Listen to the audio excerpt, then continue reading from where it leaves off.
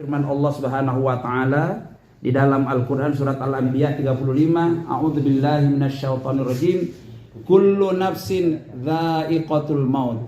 Semua yang bernyawa yang ada di dunia ini pasti akan mengalami yang namanya mati, pasti akan merasakan kematian. Kematian bagi orang-orang yang celaka, yang banyak dosa, dijelaskan hadis itu sakitnya luar biasa. Andaikan pernah kita melihat kambing yang dikuliti, kulitnya dalam keadaan hidup, itu lebih sakit lagi ketika nyawa dicabut bagi orang-orang yang banyak dosa. Maka mari kita, sebelum kita dicabut nyawa kita ini, mari kurangi dosamu agar matinya enak, kurangi utangmu agar hidupnya tentram. Itu ajaran Nabi sallallahu alaihi wasallam. Jadi sifat yang pertama yang harus kita waspadai, bahwa mati itu pasti. Tidak bisa dihindari. Nah, yang kedua, sifat kematian itu ghaib. Ghaib itu nggak ada yang tahu. Ya. Ya. Apa Pak Aziz yang duluan, apa Pak Hosina duluan, nggak ada yang tahu. Tapi pasti. Ya. Seandainya bisa kayak gini Pak Aziz, umpamanya malaikat datang kayak gini. Assalamualaikum Pak Aziz. Sampai siapa? Aku malaikat Israel. Keperluannya apa? Aku diperintah oleh Allah untuk mencabut nyawa sampean kalau sampean siap. Terus sampean ngomong, kalau begitu jangan aku dulu, malaikat Pak Hozin aja dulu. Lah enak. Enak kalau bisa begitu. Tapi ini tidak bisa. Ya, pasti siap tidak siap harus berangkat, berani atau takut harus berangkat. Itu sifatnya kematian.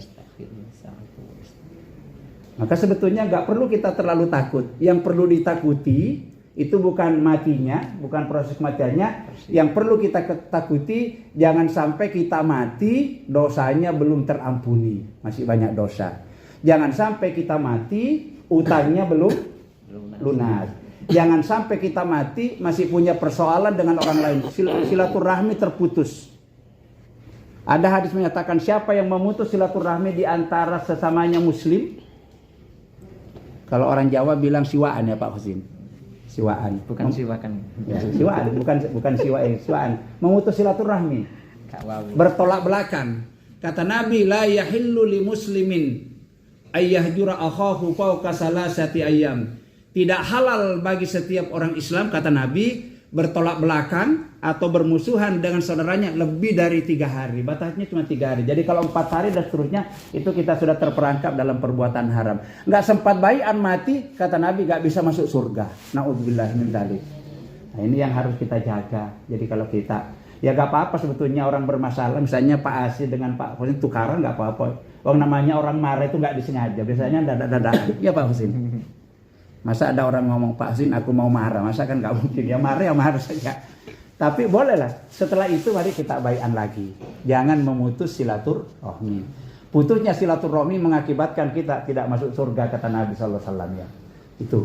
Jadi nggak usah takut mati, yang kita takuti itu jangan sampai mati sangunya belum mumpuni, jangan sampai mati dosa-dosa belum terampuni, baik dosa kepada Allah maupun dosa kepada sesama kita. Jangan sampai kita mati utangnya belum terlunasi, jangan sampai kita mati silaturahmi terputus. Ini yang harus kita waspadai.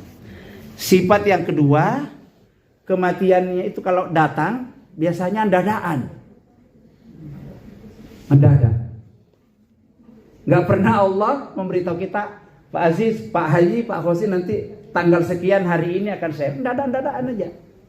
Penyebabnya pun sangat bermacam-macam. Banyak orang yang sakit bertahun-tahun nggak mati-mati.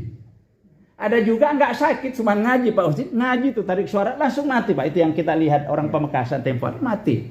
Ada juga di imamnya Masjid Darmo Indah dulu di depannya rumahnya Wahab ini, namanya Pak Matori itu ya, ya masih ingat dulu ya wajah. Anaknya dokter itu, namanya Dokter Fatur Rahman. Sujud Pak Khosin, ngimamin sholat taraweh. Sholat witir, sholat terakhir, sujud itu kok lama sekali makmumnya nggak diangkat-angkat kepalanya. Taunya wassalam, innalillahi wa inna ilaihi raji'un. Nggak sakit, sehat dia. Tapi ini menurut hadis Rasulullah, mati dalam keadaan ibadah itu adalah mati husnul khotimah. Ya, sudah bisa dipastikan insya Allah calon penghuni surga. Ya, itu mati macam-macam. Jadi kematian ini kita agak ya tiba-tiba saja kalau datang. Makanya harus selalu diwaspadai, jaga-jaga, hati-hati, waspada, jaga-jaga, hati-hati. Hari ini kita mengantarkan si fulan, mungkin besok pagi giliran kita, kan begitu ya. Hari ini kita mengantarkan misalnya saudara kita, ayah kita, mungkin minggu depan giliran kita. Itu pasti. Dan Allah sudah memberitahukan, ya. Idza jaa ajaluhum la yasta'khiruna sa'atan wa la yastaqdimun. Apabila perintah Allah datang kepada malaikat sang pencabut nyawa, Israel namanya, untuk mencabut nyawa kita, ya.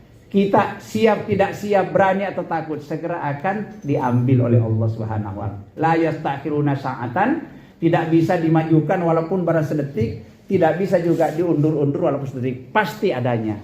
Ya. Selamat datang kepada Pak Kamadi. Ya. Masih ingat Pak ya?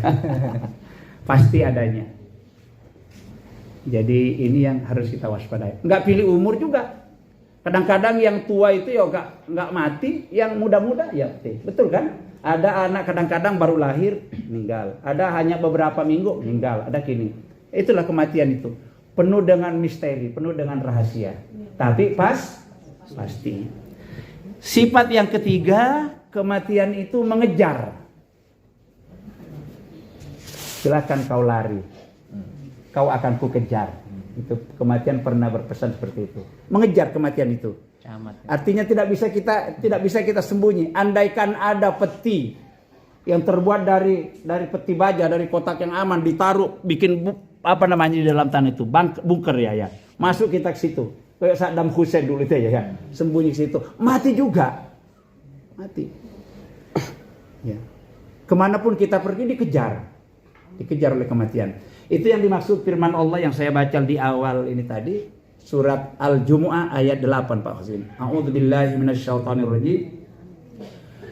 Qul innal mautal ladzi tafirruna minhu fa innahu laqikum. Thumma tu'adduna ila الغيب والشهادة فينبئكم بما كنتم تعملون. Allah.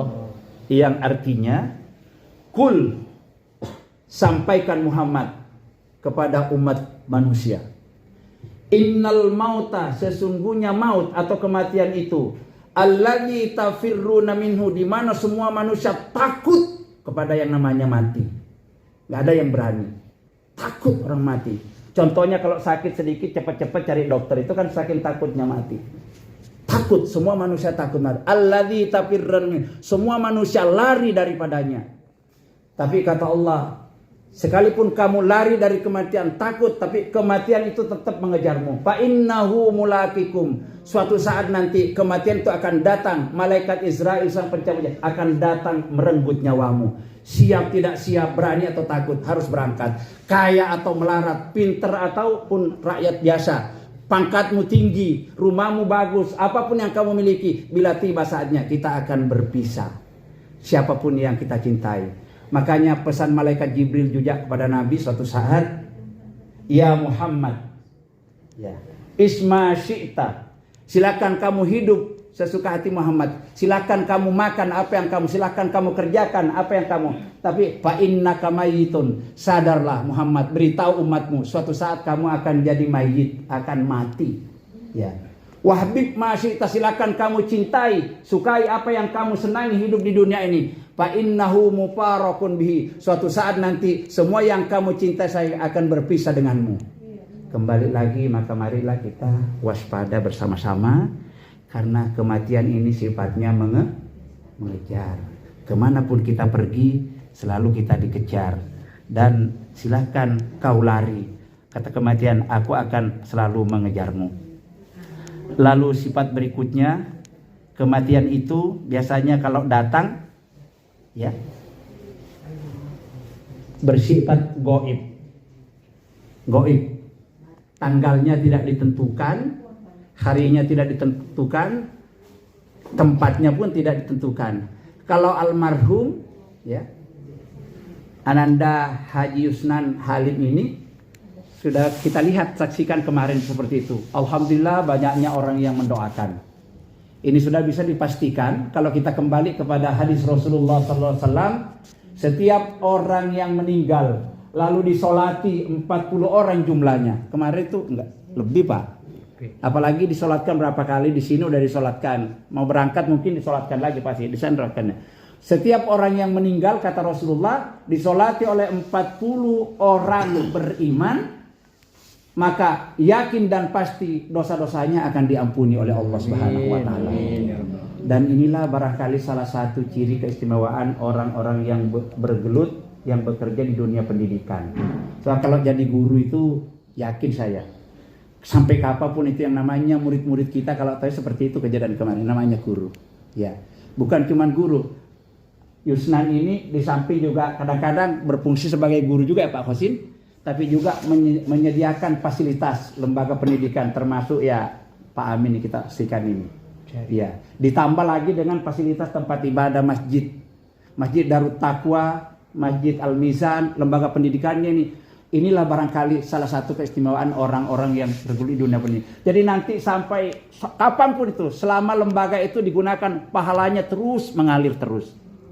Ini yang dimaksud dengan hadis Rasulullah sallallahu alaihi wasallam, "Idza mata ibnu Adam, ay idza matal insan." Kalau manusia sudah mati kata Nabi, inqata amaluhu, putus seluruh amalnya.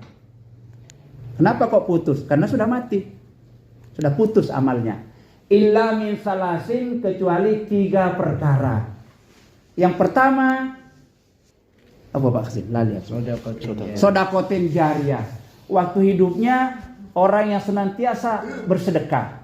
Sedekah jariyah. Sedekah jariyah itu sedekah yang mengalir terus pahalanya. Contohnya bangun sekolahan, bangun pesantren, bangun lembaga pendidikan, bangun TPA, bangun anak yatim, bangun itu terus ya. Selama tempat itu nanti mengalir terus, itu namanya sodakotin jariyah. Walaupun sudah beribu-ribu tahun orang meninggal, terus pahalanya mengalir terus. Dan alhamdulillah bapak-bapak yang di sini, terutama yang di dunia pendidikan itu sudah masuk. Termasuk juga alhamdulillah Pak Amin ini kita saksikan bersama. Hampir sisa hidupnya ini, beliau ini dihabiskan untuk itu.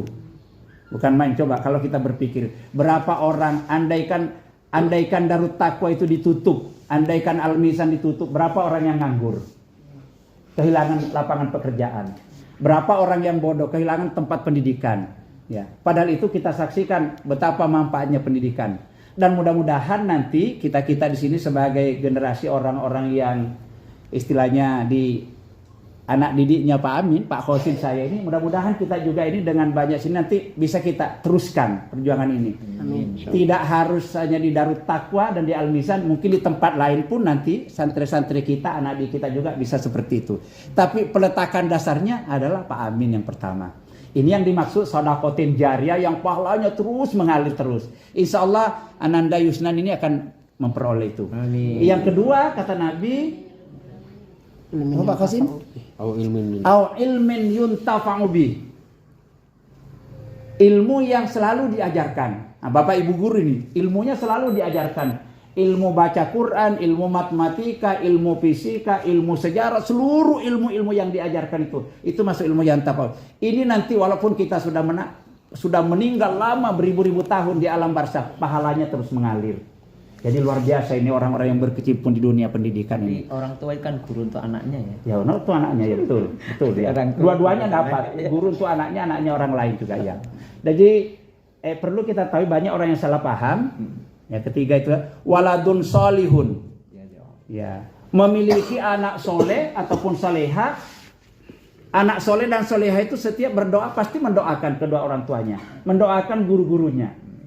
Dan walad di sini Pak Husin kadang-kadang saya pernah nemu orang itu kalau anak kandungnya sendiri. Saya bilang salah paham sampean. Yang namanya waladun itu tidak anak kandung, anak termasuk anak didik, anak angkat. Kalau kita didik anaknya orang itu termasuk misalnya Pak Amin ini sekitar semua ini guru-gurunya anak didik semua itu termasuk itu waladun sol. Kalau anak kandungnya bahasa Arabnya ibnon. Nah ini orang kadang-kadang kan nggak ngerti bahasa Arab tapi menerjemahkan saya sendiri. Ya ibnon itu anak kandung, kalau waladun itu Anak kandung yang masuk, anak didik yang masuk, anaknya orang lain kita anak angkat, kalau kita baik didik, itu semuanya menjadi aset kita, menjadi modal kita sepeninggal kita nanti akan sangat bermanfaat kepada kita. Dan alhamdulillah Bapak Ibu terutama yang ada di Darut Taqwa di Al-Mizan ini, saya pikir itu kita sudah berada di dalam apa yang Nabi janjikan ini. Maka mudah-mudahan kita doakan kedua yayasan ini, Yayasan Darut Taqwa Yayasan Al-Mizan ini terus bisa tetap berjaya. Tidak hanya waktu Pak Amin masih hidup dan putra-putrinya, tetapi nanti sampai dipanggil menghadap Allah Subhanahu wa taala, ini menjadi amal yang sangat luar biasa, apalagi dalam kehidupan mencerdaskan bangsa. Ya Pak Husin ya. Lembaga pendidikan itu mencerdaskan bangsa, mencerdaskan anak-anak kita semua, dan ini semua adalah yang menjadi amal soleh yang tidak ada putusnya nanti akan menghantarkan keselamatan kita. Alhamdulillah almarhum Ananda Yusnan ini sudah berada di dunia ini dan akhir kehidupannya berada di dunia ini. Baru beberapa waktu selesai masjidnya, bahkan sekarang juga kasihan rumahnya sudah ini belum sempat menikmati. Tapi insya Allah beliau ini masih punya harapan terus menerus, apalagi meninggalkan 3 anak putra, semuanya kita semuanya dididik, semuanya di putri semua, putri didik di Al-Mizan. Ya, mudah-mudahan yang terpenting seluruh keluarga yang ditinggalkan ini, ya Pak Amin sekeluarga, putra-putrinya, adik-adiknya, mudah-mudahan selalu diberikan ketenangan oleh Allah Subhanahu wa taala lahir batin menghadapi ujian cobaan ini dan memetik hikmah yang Allah tunjukkan di dalam peristiwa ini. Hikmah yang Allah berikan kepada kita dengan adanya seorang di antara keluarga ataupun sahabat ataupun keluarga kita yang sudah meninggalkan kita. Hikmah yang pertama, memberikan pelajaran dan pendidikan kepada kita bahwa pada gilirannya suatu saat juga pasti kita juga akan mengalami yang sama. Kemudian yang kedua, dengan adanya takziah seperti ini kita bisa bersilaturahmi sekaligus memberikan rasa keluarga Pak Amin terutama, yang namanya orang ditinggal keluarga, siapa yang tidak sedih. Maka dengan kedatangan kita selama mungkin 3 hari berturut-turut ini mudah-mudahan menjadi obat penyembuh penentram hati Pak Amin sekeluarga. Dan yang terpenting lagi, kita juga mendapatkan pahala. Kata Nabi, siapa orang yang meninggal kemudian kita datang bertakziah, baik di hari kelahirannya maupun 3 hari sesudahnya, akan mendapatkan pahala seperti pahala kesabaran yang diderita oleh orang-orang yang bersangkutan. Kita mendapatkan itu. Kemudian hikmah yang keempat, dan ini yang terpenting, kita bisa saling mendoakan. Terutama nanti kita mendoakan almarhum ini. Mudah-mudahan segala amal kebaikannya selama hidupnya diterima di sisi Allah, dilipat gandakan pahalanya. Kemudian seluruh dosa-dosa yang pernah dilakukan mudah-mudahan diampuni oleh Allah Subhanahu wa taala. Yang tidak kalah pentingnya, mudah-mudahan seluruh keluarga yang ditinggalkan, terutama Pak Amin sekeluarga, bisa diberi ketenangan, ketenteraman hati, bersabar menerima ujian yang sangat besar dari Allah Subhanahu wa taala dan mengambil hikmah di balik peristiwa ini. Juga tentu seluruh keluarga yang lain, istrinya, anak-anaknya, adik-adiknya, dan termasuk kita keluarga Al-Mizan terutama, tentu merasa kehilangan. Siapa yang tidak merasa kehilangan? Kehilangan itu kan kalau dia di sebuah lembaga pendidikan, pimpinan gak ada kan, sama di dalam rumah tangga, bapak kita, ibu kita meninggal, seperti itu perasaannya. Tapi yakinlah bahwa apa istilahnya, setiap yang Allah kehendaki itu patah tumbuh, apa istilahnya Pak Sin? Silih berganti. Ya, biasanya itu. Kalau Allah memanggil hambanya yang dia cintai, pasti nanti Allah akan melahirkan juga yang lebih baik biasanya gitu ya. Lebih baik lagi, dan mudah-mudahan kepergian beliau nanti apa yang Allah kehendaki. Memang Pak Amin sekeluarga, tentu yang namanya anak itu adalah buah hati, mencintai sekali. Tetapi rupanya Allah lebih mencintai ya Pak Husin ya. Lebih mencintai hambanya yang bernama Syekh Halim ini dipanggil mendahului kita. Dan yakin dan pasti Bapak Amin, Ibu dan seluruh keluarga nanti kita akan berkumpul di dalam sorga. Ada ayat di surat At-Tur Pak Husin, ayat 52, ayat 21. Ya, artinya gini, ya. Orang-orang yang beriman kemudian diikuti oleh anak cucunya dengan iman yang sama. Kira-kira begitu ya. Orang-orang yang beriman kemudian diikuti oleh anak cucunya dengan iman yang bersama, keyakinan bersama. Kata Allah, kami akan pertemukan nanti di dalam sorga. Nah, karena ini janji Allah, tentu Allah tidak membohongi kita. Jadi yakinlah Pak Amin nanti dengan Ibu Amin ini nanti insya Allah ini kan hanya waktu. Dia mendahului kita semua. Nanti karena iman kita sama ini, Allah berjanji akan dipertemukan kita di dalam sorga. Di dalam sorga itu tempat yang enak, nggak perlu kita saling mencari. Tapi nanti otomatis, aku kepingin ketemu Pak Khozin. Tiba-tiba Pak Khozin langsung muncul di depan kita. Serba enak nanti di dalam surga. Dan mudah-mudahan Pak Amin dan sekeluarga sekali lagi diberi ketenteraman ya menghadapi ujian ini. Banyaklah kita istilahnya mendekat kepada Allah Subhanahu wa taala. Sebagaimana yang diajarkan Nabi kalau kita berziarah kubur, diajarkan doa, Bapak Amin, doanya Pak Amin? Bukan, kalau kita masuk ke kuburan itu. Assalamualaikum ya ahlal kubur, ya dara qaumil mu'minin, wa inna insyaallahu bikum lahikun. Salam sejahtera, semoga sampean wahai ahli kubur semuanya senantiasa diselamatkan oleh Allah Subhanahu wa taala di tempat peristirahatan Anda. Dan kami yakin bahwa suatu saat nanti pasti kami juga akan mengikuti jejak Anda. Artinya kita juga akan mati. Nah, orang-orang yang beriman ini, kita sekeluarga asalkan imannya sama, Allah berjanji kita akan dipertemukan di dalam surganya nanti. Dan itu pasti. Asalkan kita jangan melompat pagar. Kalau anak kita misalnya kita orang Islam, orang tuanya pindah agama, ya putus hubungan. Nggak ada hubungan, nggak apa-apa. Tidak bisa dipertemukan di surga. Selama imannya masih sama, sesuai dengan janji Allah dalam Al-Quran itu, kita harus yakin bahwa kita nanti akan dipertemukan oleh Allah Subhanahu wa taala. Ini barangkali yang bisa kita sampaikan di dalam